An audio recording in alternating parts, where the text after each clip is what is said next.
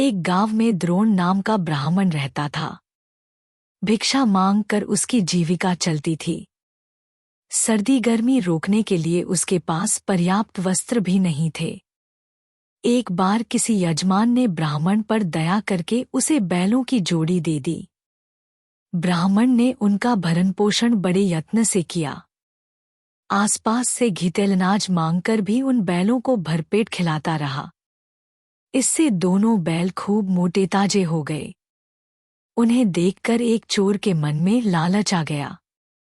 उसने चोरी करके दोनों बैलों को भगा ले जाने का निश्चय कर लिया। इस निश्चय के साथ जब वह अपने गांव से चला तो रास्ते में उसे लंबे लंबे दांतों, लाल आंखों, सूखे बालों और उभरी हुई नाक वाला एक भयंकर आदमी मिला। उसे देखकर चोर ने डरते डरते पूछा, तुम कौन हो? उस भयंकर आकृति वाले आदमी ने कहा, मैं ब्रह्म राक्षस हूँ। पास वाले ब्राह्मण के घर से बैलों की जोड़ी चुराने जा रहा हूँ। राक्षस ने कहा, मित्र, पिछले 6 दिन से मैंने कुछ भी नहीं खाया। चलो, आज उस ब्राह्मण को मारकर ही भूख मिटाऊंगा।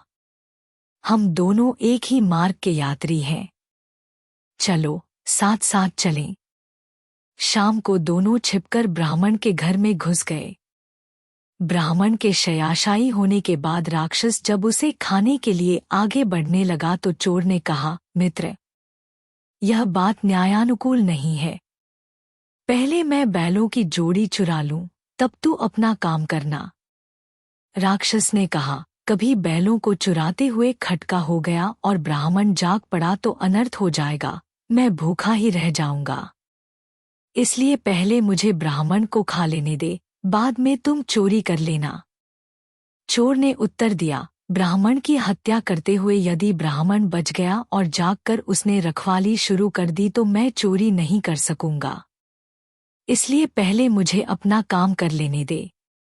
दोनों में इस तरह की कहासुनी हो ही रही थी कि शोर सुनकर ब्राह्मण जाग उठा।